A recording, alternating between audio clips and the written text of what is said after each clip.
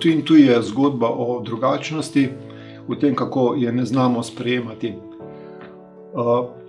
Zdi se mi, da je osnovni prvi odziv na različne človeške tegobe, težave, tragedije, to, da smo sočutni in da smo solidarni.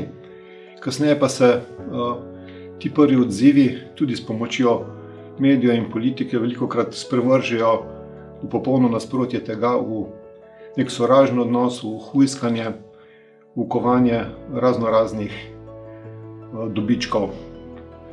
Zdi se mi, da bi lahko bilo nekakšno osnovno sporočilo knjige to, da moramo družbene pojave razmisliti v vseh razsežnostih in biti na takšen način nekako pošteni do dogajanja in do ljudi okrog nas.